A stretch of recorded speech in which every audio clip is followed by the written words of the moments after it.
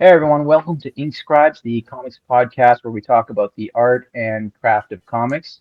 I'm Colin Singh and I'm joined by my co-hosts Eric Zawadzki and Taylor Stauft. We're going to be doing things a little differently today. We're going to be looking at cover recreations, namely by Arthur Adams.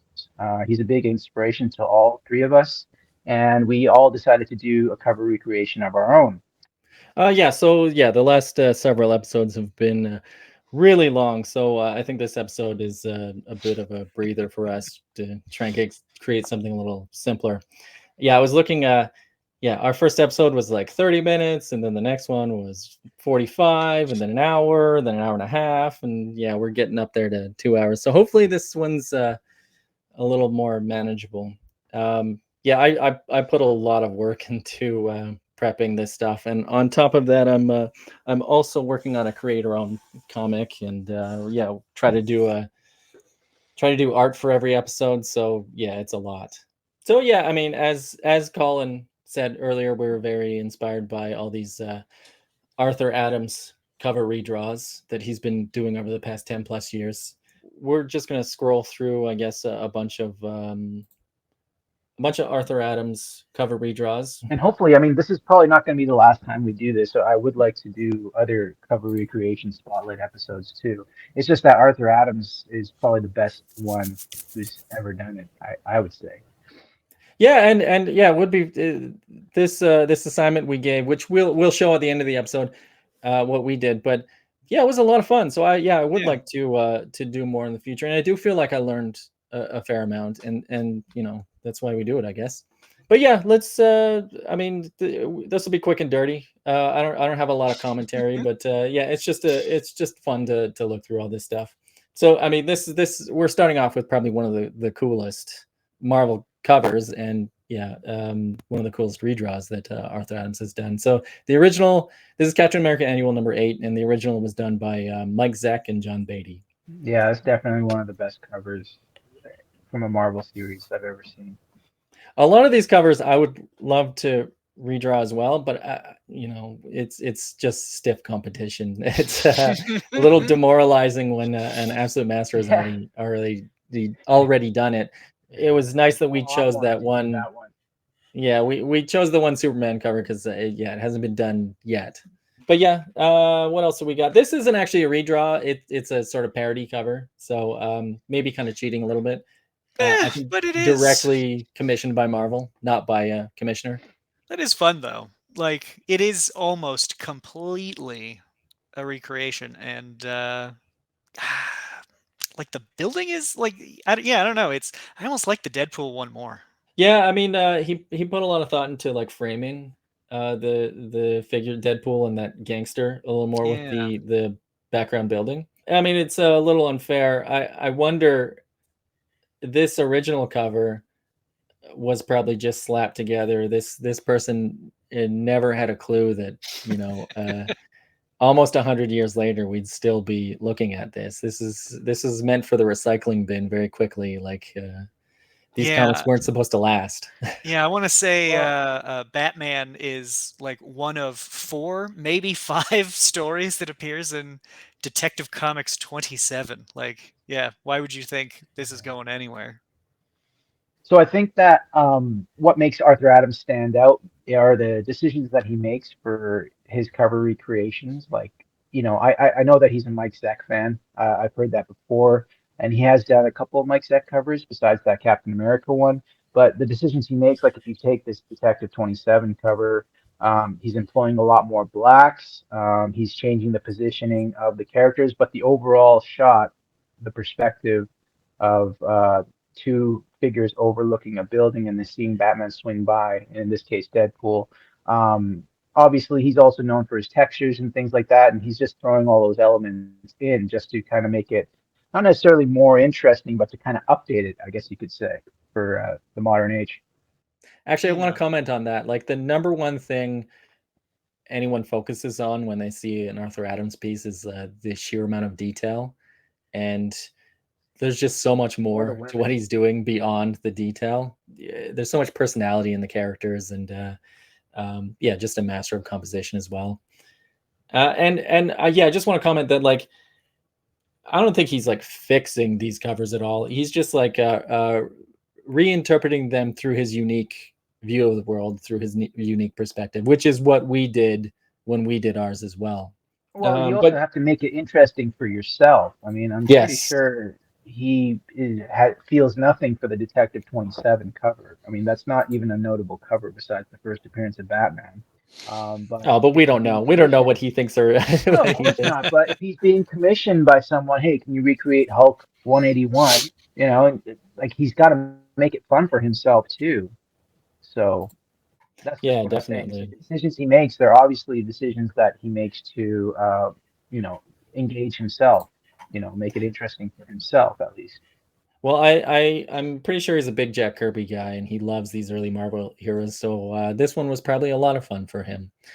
This was Jack Kirby, and I think I looked this up. I think it's inked by George Roussos, which I'm not. He's not the most notable Kirby inker around. No. But man, talk about detail. Yeah, Wow. yeah. I like how he's repositioned Captain America, and Well, honestly, he's had to change very little in this in terms of composition. He's just applied his own style, his own drawing style to it, right? The biggest thing I'm noticing throughout all of these is he has a much better understanding of or places at least more importance on the anatomy of the human figure and how it would move and how he can push that as well. Because obviously these aren't things other like real people do, but when the way the Hulk is perched atop this scaffold, or Giant Man is kind of bashing something, the falling girder away, it does feel a lot more like, yeah, that is what the human body would look like when surprised by a falling heavy object coming at you. Yeah, the choreography is a lot more practical, you could say, right? Choreography, yes, that's what Yeah. it is. Yeah. yeah, And it's for me most notable is the Captain America, because he obviously gave himself the challenge of like, how can I make it look like he's actually throwing it? Because yeah, in the original Captain America's, it doesn't look like a throw, but I do like the pose of Captain America in the original. He's just sort of Yeah. like flailing, and just like he happened to throw the shield. but even Yeah. Hulk on the top of the building, he's more into a lunge, like he's about to throw that girder. He's got one leg forward, and he's about to like heave. You know? Yeah. Yeah, Hulk looks pretty helpful in the Kirby version, but it's a lot more menacing in the Arthur Adams one. So here, like he loves drawing these, big beasts fighting. So yeah, we have Fantastic Four number 166, and this one's done by Rich Butler and Dan Adkins. I recognize the I names, but hated that I Fantastic Four logo. That's the worst. Sorry, what? You don't like the I was logo? never a fan of that logo. No, yeah, it's leave the old school pretty logo bland. all day long. Yeah. Yeah, just reminding you of who they are, as if you don't know. It's interesting. In the original, the bouncy Invisible Woman force field is more evident and more prominent. I don't see it in the Arthur Adams one. It's more Oh subtle, yeah, and I wouldn't have noticed that unless I compared it. yeah, you really got to look for it. But That yeah, the depiction of that power is like already so difficult. yeah. But moving on, we've got a. This is when Jack Kirby came back to Marvel in the '70s, and I guess they wanted him to draw Fantastic Four again, but he never wanted to repeat himself. So instead, they just asked him, "Well, can you at least do covers?" And so he did covers for a bit. Arthur Adams is a big monster guy. He loves Hmm. drawing creatures and monsters, and so yeah, this gave him an opportunity to draw a big old gorilla. Yeah, super fun, and like that's what a gorilla looks like. Yeah, Is that good actually stuff. a gorilla that Kirby drew? Yeah, it does. No, actually, I Yeah, don't know. That's I think it's just like kind of like a mutant monster kind of thing. Yeah, it it says does feel like a throwback to the monster books of the 50s. Kind of, it's a gorilla monster. yeah, deadlier than Godzilla. This is gore, but yeah, I guess that's the thing is filtering it through your own perspective, your own point of view when you're redrawing it. Arthur Adams has studied how to draw gorillas quite a bit. His creator-owned book, Monkey Man and O'Brien, he had to draw like a giant gorilla quite a bit, and it's probably just memorized by now. It's really and you mentioned this one earlier, Colin, Hulk 181. I'm not 100% on this, but he was commissioned by somebody to draw this, and then I guess Marvel found it and said, "Hey, we want to publish that." So it ended up being published in probably a Hulk issue 4. I'd imagine that's why it says 4 on here. From one of the relaunched volumes, right? Yeah. Just an incentive cover, yeah. But yeah, there's a regular theme here. He's drawing big hulking creatures a lot. That's I mean, if you're gonna spend, geez, what, 10K on a commission, probably, you want something in his wheelhouse. You got to make sure that you're drawing every single hair on that chest too for 10K. You're gonna get every single tiny hair on that chest. Yeah, that's actually. Is he the only one that draws a hairy chest on the Hulk? I think he might be. I can't think of even in movies. It's real smooth. So yeah, another just a lot of Hulk versus Thing. Monsters fighting monsters. But see, again, you can see like he's pulling one in the Arthur Adams one. He's pulling one fist. The Thing is pulling one fist and pushing the other. Like that's a much better. That feels much more like that's how wrestlers work. That's how grappling works. You know, you wouldn't just pull two arms apart. Now you're both at a disadvantage. I will say in the original there's more negative space, and if these figures were silhouettes, it's very clear it's two figures grappling. But True. in Arthur Adams one, if they were silhouettes, it's just a big blob. It'd probably look like just one creature. Like if you squint your eyes, it might be a little bit confusing. Yeah, the small amount of rocks that he puts into the Thing are doing a lot of heavy lifting and delineating the two. Yeah, like one figure is very detailed and the other has a lot more negative space. Yeah. So there's a lot of clarity between the two. And a lot of detail surrounding them. So Hulk really pops out. Yeah, he does. Good stuff. Great stuff. Way to go, And this Art. is like this I think is the only DC one that a lot of these are just commissioned by people.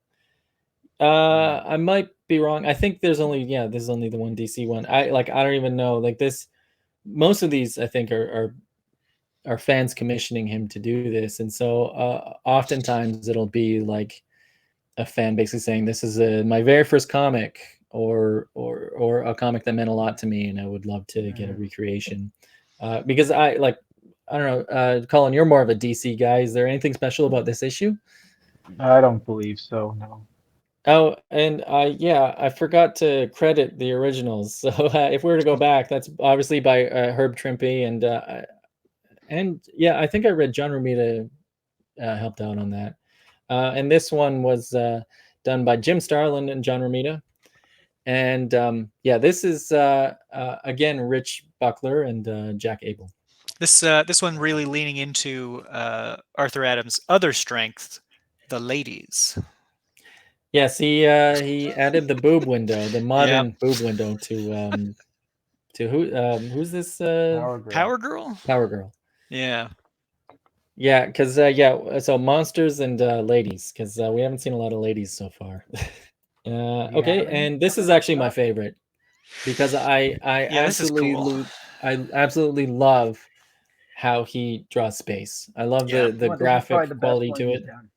This is the best one he's done. I would have loved to redraw this one, this cover, too. but I mean, I think I would just like steal how Arthur Adams draws space, because I think in the future when I draw space scenes, which I had to draw space scenes a little bit in House of L, and I don't like how I did it. I wish I had this in front of me, because this is how I want to approach it in the future. Yeah, it's super. It's like actively cosmic. It's not an empty void. There's action, energy, explosion. Just a variety of elements, a variety of like drawing techniques, and it shies away from. It's very tempting to do digital effects. It is very easy to grab, if you're doing digital, grab different brushes, and but this is firmly a very graphic use of pen and pencil, and I think very effective. Yeah. Just to comment on the composition, this is one where he's probably kept about 80% of it. You can see that he really wanted to do something to make Surfer stand out. So he probably included that border with Loki at the top just to kind of help fill out the space. Um, so, I mean, it makes it look a lot more dynamic. I hope I'm assuming that's why he added the extra border with Loki on top, because in this issue, obviously Loki does pit Surfer and Thor against each other. So it's kind of Yeah, fitting that's for the very story. cool. Mm. Yeah, actually, I like that, and it adds a bit of three dimensionality because Silver Surfer is just like coming off the page into the comic. But even like the stars And in the background, there's two on the right and there's one on the left that he kind of kept. So he's kept quite a good amount of the composition for this one too. yeah, and yeah, Thor is popping off the page as well, his hammer. So it just creates a, again, three dimensionality. But I like how in the original done by John Buscema, he's winding up to attack, but in Arthur Adams one, his entire body is rotated, and you can see that it's going to snap forward.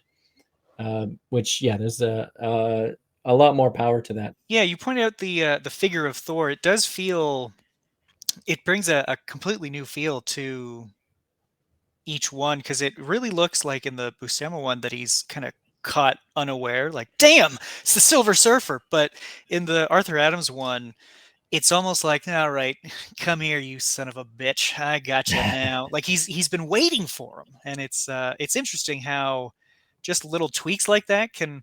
I mean, this is obviously, it's conveying the same stuff, and yet it does have kind of a different, or much different characterization, almost. I would Yeah, say characterization. though, in the Buscema one, how he's kind of coming into a lunge. It's almost like he's bowling. He is winding up to strike Surfer as soon as he makes contact with him, right? Like that's why he's not really Yeah, fully down on one knee. He's just more like kind of coming into it's like bowling. Yeah. yeah. Whereas he's a bit more grounded in the Arthur Adams one. Yeah, and there's like Oh, pluses and minuses to both of these. Like I think the silhouette for the Silver Surfer is stronger with Buscema's, but Silver Surfer definitely looks more cosmic and more powerful in Adams. And more like So a yeah, I surfer, mean, which you don't see a lot. yeah, and so yeah, like I don't think any one is better than the other. They're just No. different interpretations, and yeah, it's just very cool to see. So yeah, we get a Star Wars 21, and this one's done by Carmine Infantino and Terry Austin. Oh wow. oh, really? Wow. I never Which would have Carmine guessed. Infantino, he's a DC guy, right? Yeah. He's a DC He guy, yeah. he had probably left the DC EIC position, I want to say, recently when doing this. Yeah, because this is like, this has got to be like 78, probably Well, 1978. 21, issue 21 though, probably it's 80, Oh yeah, maybe, yeah. just given their production. Although they could be, Star Wars was keeping the lights on, so they may have just been cranking these out too. Yes, famously, Star Wars saved Marvel Yeah. from Yeah. But in collapse. any case, what made you choose this one, Eric? I choose as well. I just found random Arthur Adams covers. I Oh, didn't. okay, gotcha, gotcha. Sorry. You should ask the I fan thought who I commissioned it. thought you Why cherry did picked these for the show, but No? I just I found all the ones I could. I might have missed some, but I think this might be all the ones that are available on the internet. There was also another Star Wars one where he recreated the poster for Star Wars, but I didn't have that one because I'm keeping it firmly in the comic cover recreation category. This one's great because it shows. So in 79, 80, whenever this was made, Star Wars is at that point just a single movie, right? But by the time Arthur Adams is drawing it, we've all been living with Star Wars for decades. So you get to see, like, that's not what Leah's gun looks like. That's not how 3PO moves. Let me show you how it's done. And it, that looks not exactly like Mark Hamill, but it's definitely what he's pulling on. It's an interesting difference between, this stupid space book that is important according to the editors versus, one of the biggest media franchises on the planet. Yeah, that's a good point, because at this point you can play Star Wars with the push of a button on your TV, but back then not so much. Yeah, if it's not in a theater, good luck. Okay, so yeah, this is another one of my favorites. Again, I like when he adds. This is similar to the Loki. He adds a character popping out on the top, and this is like similar, as you said, with the Silver Surfer story. There's a sinister behind the scenes villain pulling strings, and so they're sort of behind the cover, watching their machinations play out.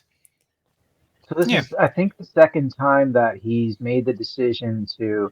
If you take Detective 27 and you take this cover, there was a criminal on Detective 27 cover with his back to the reader, and he flipped him around so you can see the front. And he's done the same here with Wolverine. Obviously, this makes it a lot more interesting and dynamic, showing the front of Wolverine rather than the back. Actually, that's a good So point. they're all There's new three things. figures. There's three Yeah. figures here who you see the back of their heads, and then Yeah. Arthur Adams, we Kitties get to and- see their faces. Yeah, he's positioned it so you can always see. And I That's mean, good stuff. like, to not take anything away from the original. Is that a Romita Jr. cover? Who No, did this that is cover? Paul Smith, penciled Gotcha. and inked by So, Paul I Smith. mean, under time constraints too, to compose a cover like that, like he must have been under some sort of deadline pressure. Whereas Arthur Adams, he's working on a commission. I'm assuming this is a commission. He has a lot more time to kind of think about how to actually make everything work. Because a lot of times you have to just kind of run with it. Whatever decisions you make, you can't go back and fix them if you have to hand it in by midnight tonight. You know what I mean? So, I like that you brought that up, because Paul Smith probably did this in a day, and Arthur Adams probably spent a week on his version. I was gonna say a week, yeah. And a lot So of it yeah, had to it's do with good. this, him just sitting there going like, well, how can I? Maybe I can, you know.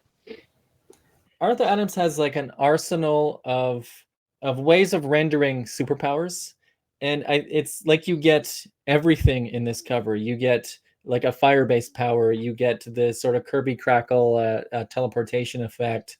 You get like a lightning blast power. Star Blast. He's got working in superhero comics for, what, 30 years. He's developed all these ways of rendering these powers, and he's added all of them to his arsenal, and it's just very cool to see.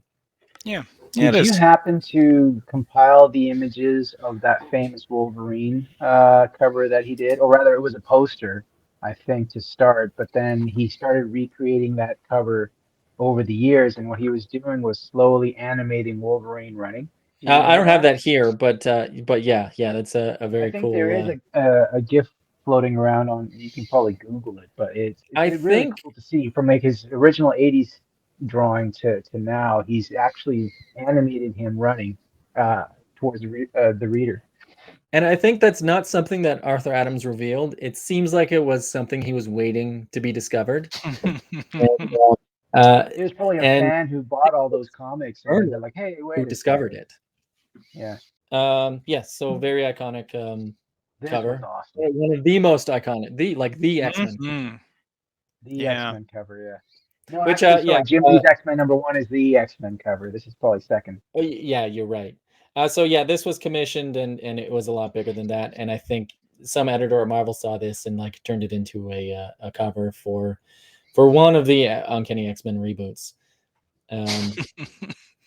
Yeah, just Do you know how big he was drawing these on? It wasn't 11 by 7. These were, He's got to be way bigger than that. This was huge. I'm not entirely sure what, but it could be 20 by 30 potentially.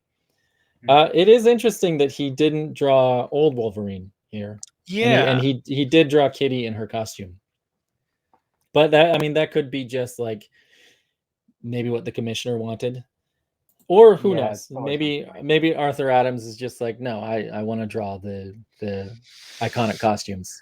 I mean, yeah, the point of a commission too is you're supposed to see the point of the cover, I guess, is draw people in. Who is this old man? Who is this woman? Why does this old man have? Wait, is that Wolverine? Ah, now I got to see what's going on, right? It's trying to pull a reader in. But this commission is somebody wants to see it. Make sure it looks like Wolverine. Make sure you know it's Kitty Pryde. Yeah, like that old Really- woman yeah. is Kitty Pryde, but like, yeah, you know, But you don't know that until like what, page 3, something like that. Yeah, but yeah, I mean, look at those Sentinels.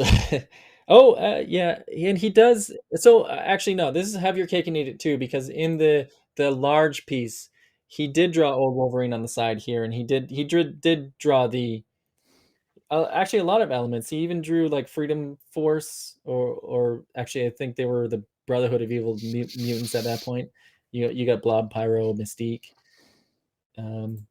Yeah, so yeah, the commissioner got it all. But yeah, very cool. Yeah, so this was a X-Men special edition. It reprinted Giant Size X-Men #1 with like special Baxter paper several Ooh. years later. Yeah, I've got that And one. yeah, so this is his recreation, Nice. Ooh. Really great. which they ended up. Actually, this might have been commissioned by an editor. I'm not sure if it was commissioned by somebody. They ended up using this for like the Hellfire Gala X-Men #1. But yeah, I like. He really makes Banshee here look very youthful with his cool guy hair. He looks very old here.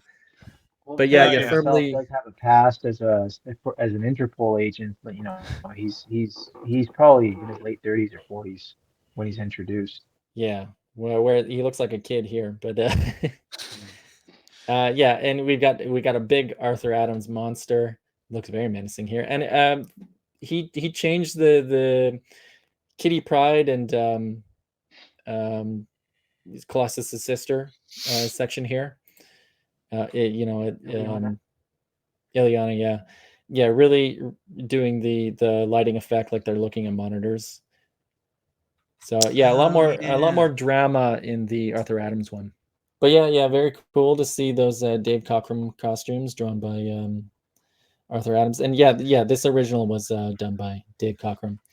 And so this is I left this one for last because this is the most fun, because it's Arthur Adams redoing Arthur Adams. That's also probably the second most famous Arthur Adams cover or drawing of the X-Men after the Wolverine drawing. The Wolverine drawing, he says, he still gets royalties from that one. Good for him. I'm glad to hear that. Yeah. And I think there's a story behind this where he did a layout for it, and then John Romita was the in-house creative director, and basically redrew and reorganized all the figures for Arthur Adams. And yeah, so I think he talks about how he got a lot of help from John Romita when designing this cover. Yeah, good guy to get help from. But yeah, it's just a lot of fun to see 1980s Arthur Adams and to see how he approaches it from a more modern lens, how he approaches, how he changes a lot of the poses, and actually there's a lot better negative space here, because you get a lot of characters that are very bunched up in the original, and then yeah, like there's a lot more room to breathe with all the characters in the new version. Yeah, it does feel like he sees every problem with the old one and goes, okay, now I know what to do. Yeah, that's a thing. He like firmly knows what he's doing at this point. He's like 30 years into his career, whereas he was still relatively new when he was doing this one. Right. Yeah. But that's the end of that. I promised this episode would be shorter, and that remains to be seen. We're just gonna end it off by actually showing off the covers we decided to redraw, which was again we decided to redraw this. There we go.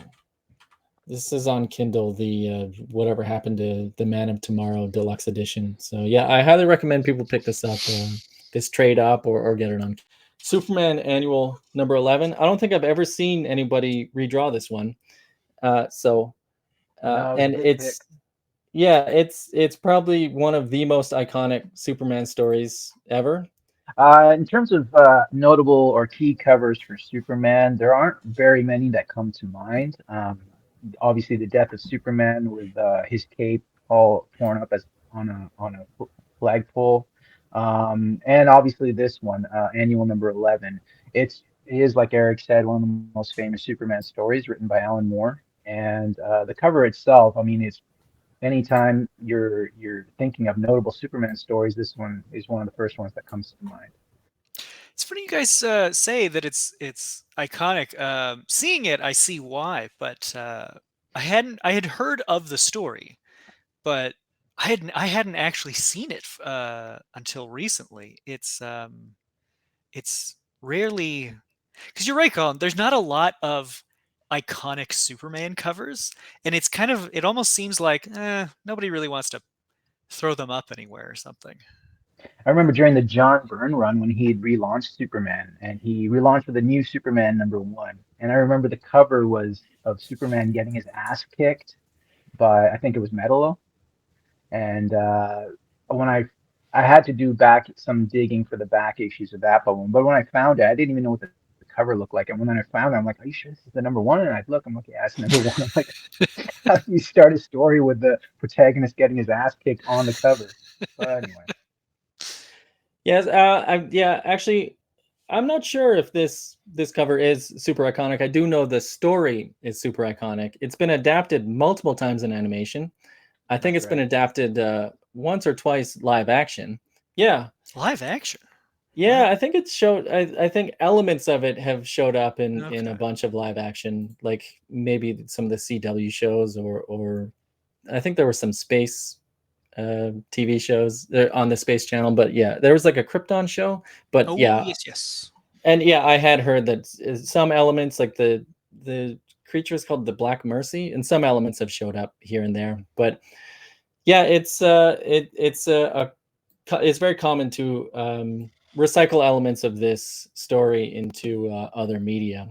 But yeah, I just want to give this cover a little bit of love.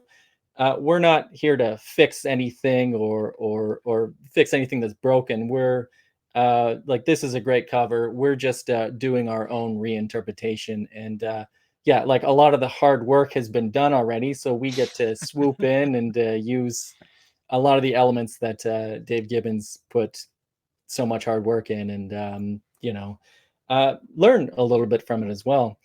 I didn't go to school for art. When it like I think I have a lot of blind spots, and so I do use this show as kind of an opportunity to study. And so yeah, I just wanted to like comment on like what do you guys think makes this a good composition? Well, I mean, there's a lot at play here. I mean, Gibbons is a master in composing sequential art, but this cover specifically, I mean, there's the rule of thirds at play. There's triangles all over the place. Like every character is well spaced.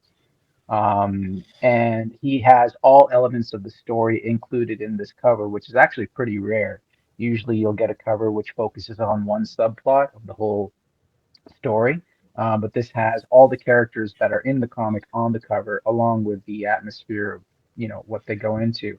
Well, I mean, to give context, the plot of the story is Black Mercy gets a hold of Superman, and he gets put into essentially like a daydream of what would have happened if Krypton hadn't exploded and what his life would be like. And so, if you see in the background there, all the spires, that's on the planet Krypton, and that's pivotal to the story too.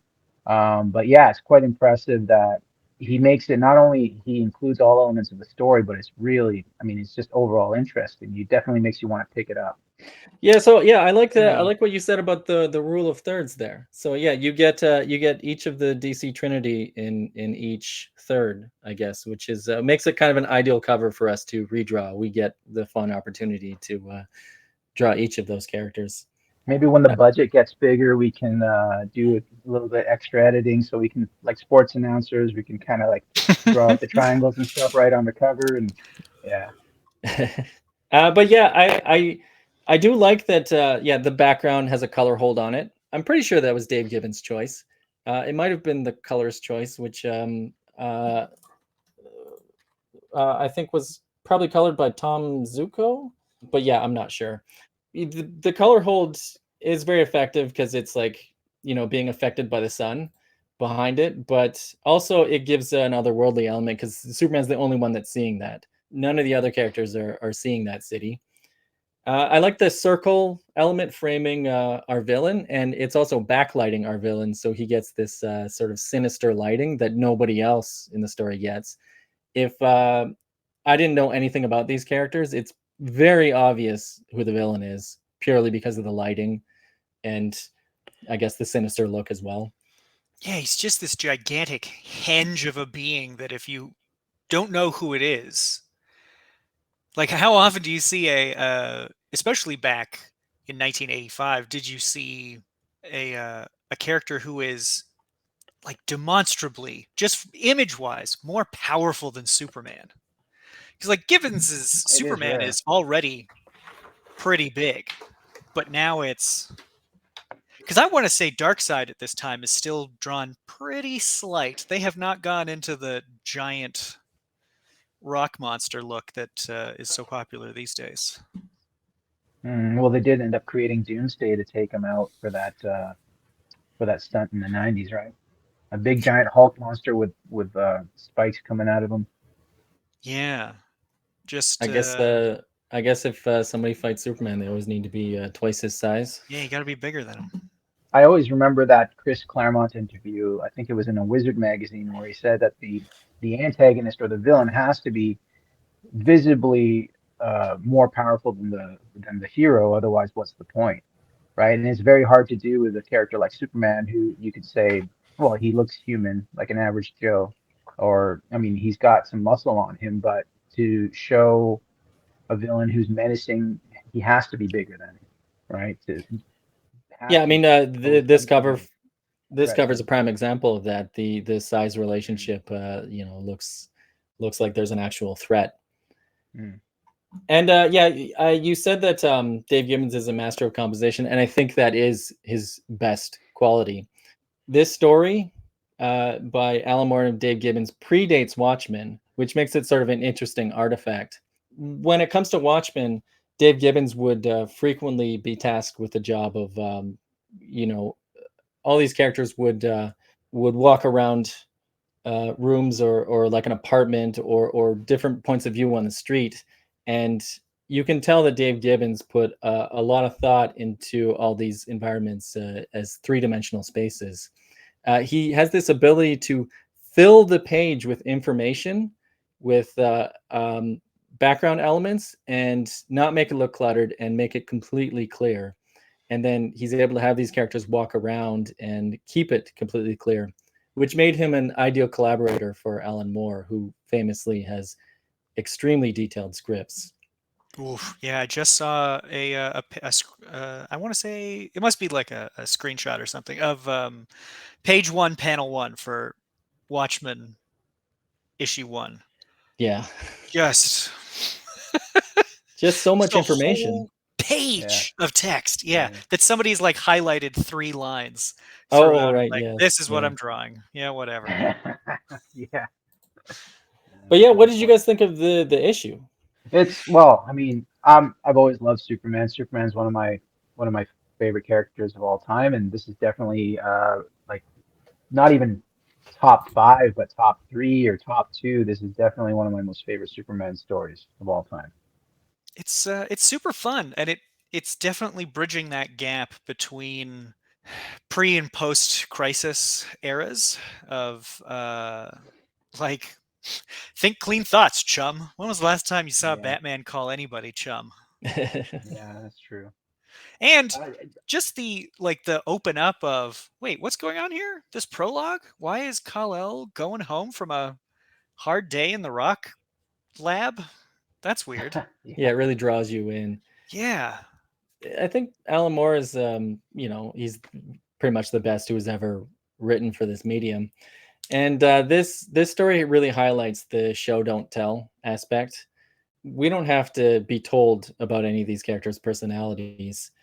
From Robin's very introduction, we get the impression that he's sort of new to this world, and this is old hat. All this wonder is old hat to everybody else. Robin's, I guess, the POV character for us. Right away, you look at this and think like, "Wow, Wonder Woman must be cold," and like you, the reader, think that, and so Alan Moore has Robin comment on that fact. Yet she's standing just so powerfully. That is a power pose if I've ever seen one. Yeah, because she's not cold. Yeah, yeah, you're right. This is fine. I'm here all the time. Yeah, and Robin gets to be the person who like looks at this entire world with wonder.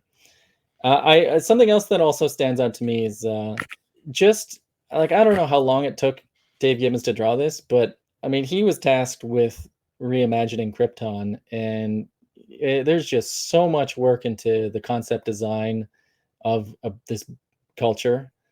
And yeah, he just put so much work into all the backgrounds and the clothing, and it's very impressive.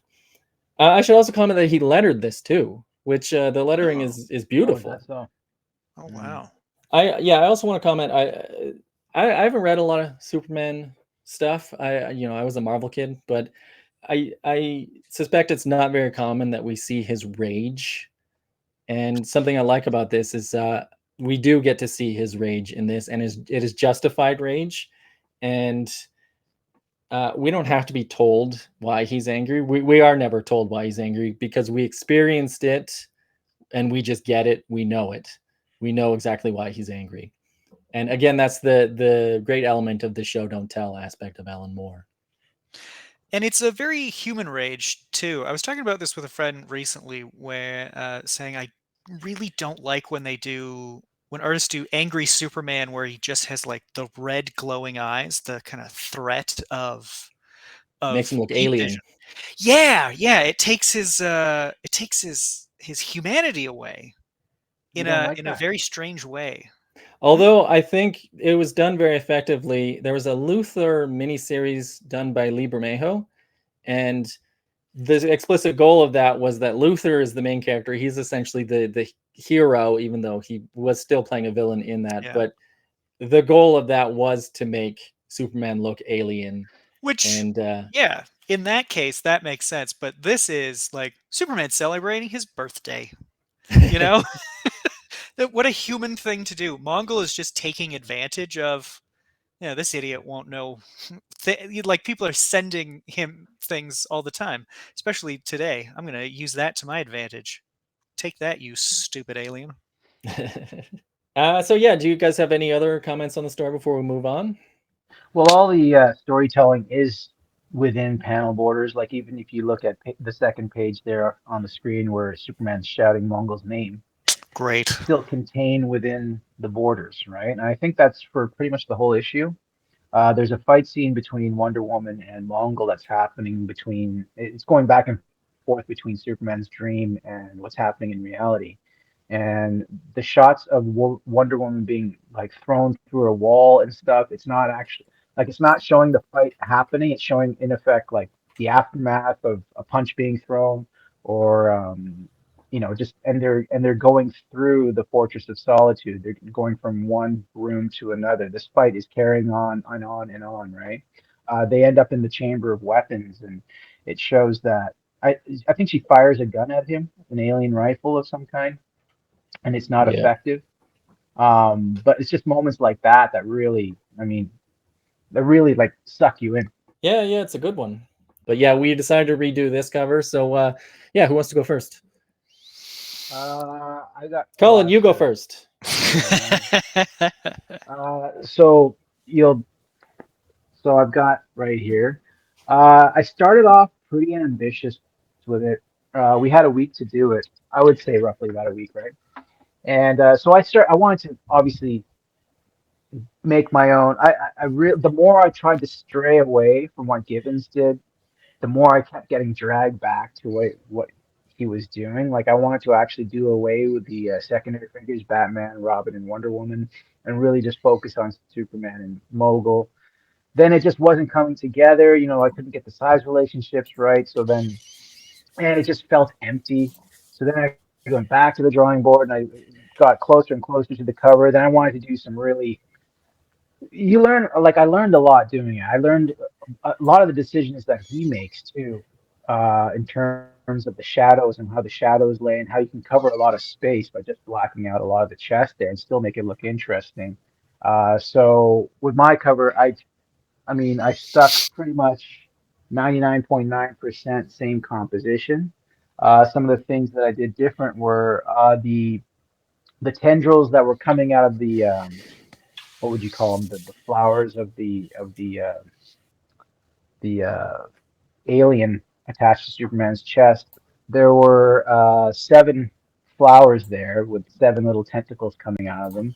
So I made two of them go into his nostrils. I made two of them go into his eyes, two into his ears, and one into his mouth to kind of like bring that horror factor to it. Because that creature does look pretty terrifying. It's drawn very, I guess you could say, PG by Gibbons, but I really wanted to push that.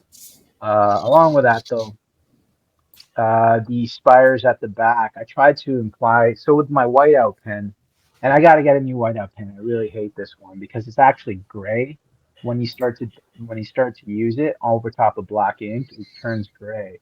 But I wanted to get that carrier effect that Frank Whiteley employs in The Authority.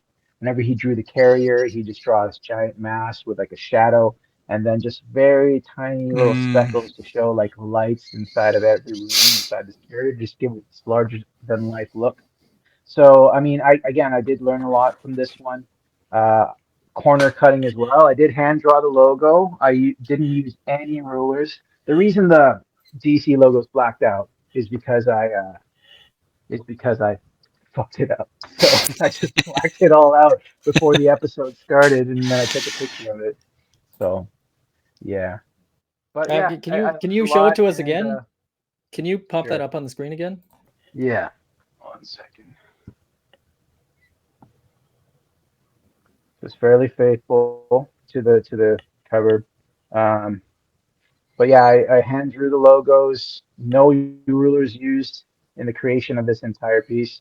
I do have to do a lot of ink correction though, like the borders. I tried to go 10 by 15. And then just the way it turned out, the logo was actually coming out of the 10 by 15 border. So I had to, you know, compromise. And now I got to erase the border and redo the DC logo. So, but yeah, it was a great learning experience. You know, you like also, uh, one other element is so Mogul, I gave Mogul fingernails, whereas in Gibbons, his hands are in shadow, just to make him look a little bit more menacing because Actually, there's a lot of black and white. I screwed up the fingers. I gave him 5 fingers. Did you No, keep no, him I with knew four he had. fingers? I knew he had 4 fingers. I read Superman, so I know Okay. what I'm doing. Is Yeah, Mogul a big character? he is. Yeah, Yeah. he's a very big villain in the Superman universe. Oh, okay. I'll educate you sometime. You should read Wolverine by Philip Kennedy Johnson. That's a really good one. Great run. Yeah, Yeah. it is. Good Yeah. stuff. Yeah, yeah. Okay, Taylor, what Who about wants to you? go next? Whew, okay, so before I show you this, I want it to be known this is the second attempt, and I still don't feel like it really came together. Geez, But this was like my fourth attempt, actually. Yeah. Yeah. this, but as Colin said, this is a learning experience. This is a real Mhm. lesson in line weight for me, something that I haven't Mm. really had to think about with physical media in the past. But I'll tell you what broke me here is the man, the background, the city. I I just lost any kind of concept of I'm gonna make it different. I'm gonna show what Krypton should be like, and I just eventually Yeah. circle back to no. Let's just put let's just have something in the background to have it in the background. The main focus should be these figures. So really just trying to make sure that, one, they're popping out at kind of the correct depths, and two, figuring out like, what does my Superman, Batman, Wonder Woman, Robin, what does my version look like? Because I don't really draw a lot of superheroes, so it came down to like, is Wonder Woman going to be wearing the skirt? Is she going to be wearing the briefs? Is Robin going to be wearing the briefs, or am I going to go with pants? And I filled like 11 pages of a sketchbook just kind of grinding through designs. They're small. They're about that big. But yeah, just grinding through designs till I got something that I'm happy-ish with. I'll be honest, looking at it, it looks like you had the most fun with Wonder Woman. I did, yeah. Because I mean, that looks like it could have been an illustration on its own.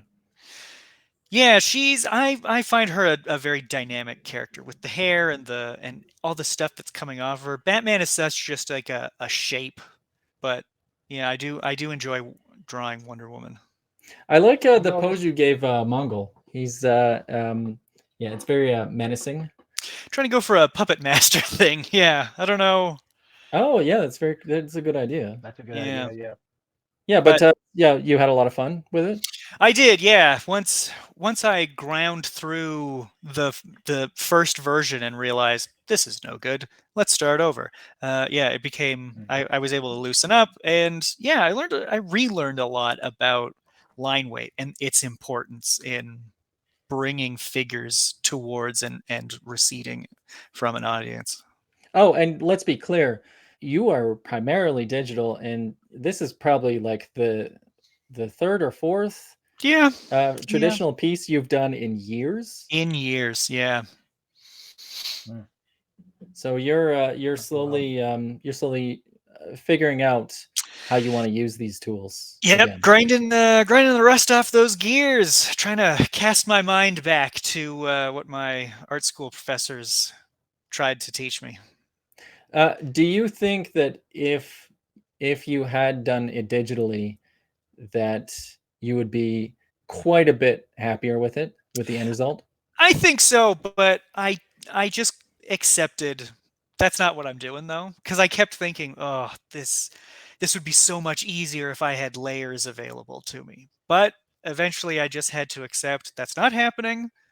Just deal with it. It doesn't have to be. That's a good mentality. I like that. It took about a week and a half to get through that, though. Okay, so yeah, this was mine. I don't know if that's showing up very well. I originally was just going to ink it.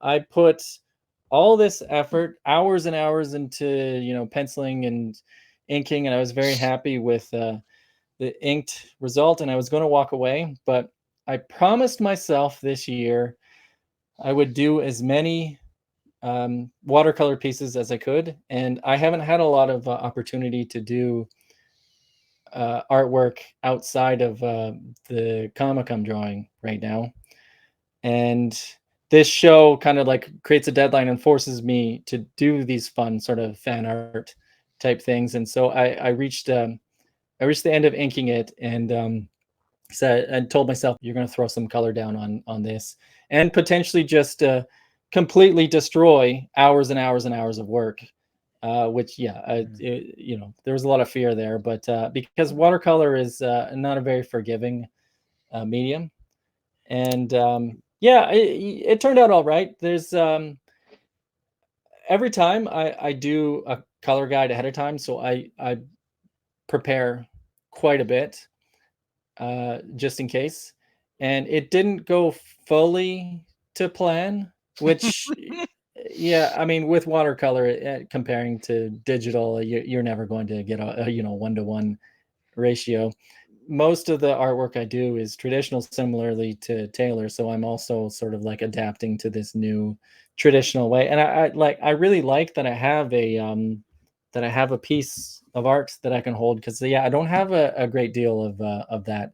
I will say though, I was very happy with the color guide I created, and so I couldn't help myself. I had previously scanned the line work, and I basically have two versions. I have a version, a watercolor traditional version, and then a digital colors version, which I'm actually I'm a lot happier with the digital colors. Yeah, I think I Yeah. like Yeah, I'd the agree with that. watercolors more, actually. Oh well, I mean that's great to hear. There's a lot more texture to the watercolors, but I Yeah. mean, who knows? Like I the do digital prefer the might be digitals myself. I mean, I can see digital might be a bit too polished, but I like I didn't fully capture the contrast of the sun in the sky in the traditional piece. It's which in Dave Gibbons one, the sun is very subtle. But I kind of wanted that maximum contrast. Even though looking at it now, maybe that's a mistake, because like your eye goes straight to the brightest element, which is the sun, and that's probably not what you want. Or does it go to the Love. black? What do you? Yeah, I remember reading in a Calvin and Hobbes book that your eye goes to black real quick. Okay, so it might go straight to Mogul. What's his name? Mongol. Mongol. Showing my nerd cred right now. I love the highlights on in the watercolor version. It's great. Yeah. I mean, just a lot of planning. I sunk way too much time into this stuff. Planning. That's This what I'm missing. Planning. but it feels like I'm being irresponsible. This is time I should be putting into the comic, and just sinking hours and hours into drawing a fun Superman piece. But Yeah, I feel You like know, this is I whatever you're learning here, you're bringing into the book. yes, that's a good way of looking at it. That's what I'll tell myself. Yeah. I was visiting Eric when he was working on this, so I kind of had an idea of what he was going to be going for, and I did assume that he was going to color it. So what I did is I knew already that I wasn't going to color it, so I decided to use a lot of black on the Kryptonian spires in the background. I figured I'd just fill it black, and then what I did was a little bit of a hatch fade so that the Wonder Woman and Batman could still pop out over white background. But Yeah, I yeah, I like the learned a use of lot through doing contrast in that. yours. There's a good use of Yeah. contrast in yours, Colin. Yeah, you're Yeah. much braver than I thought, should I do that? And Oh, then I didn't want to balked do it at all. I was, at the end. I was like, nah, I'm, no, can't yeah, take that chance. yeah. I just lucked out and I found a really good brush pen, which I started, just I practiced a little bit on just a piece of paper, and then I'm like, oh, I can do this, and then I just kind of brought it down, kind of like rain or just like a shimmering effect. Yeah. Yeah, Oh, Nice. very we cool. definitely got to do another one of these. Hey. Yeah. Yeah, I mean, I think we have Yeah. some ideas of some future ones, which we can discuss offline. But I maybe in the future we should announce ahead of time, and because we didn't announce it last episode, but I guess we can close it out now. Yeah. All right. This is a great Well, time. thank you everyone for watching. And don't forget to like, comment, subscribe, and follow us on social media. All the links are down below. And also, if you wanted to recreate this cover, please do show it to us in the comments. We'd love to see it. And just let us know what your favorite cover recreations are. If it's not Arthur Adams, is there an artist that you like that bring it to our attention, and then we'll take a look. But thank you very much for watching, everybody, and we'll see you next time. Cool.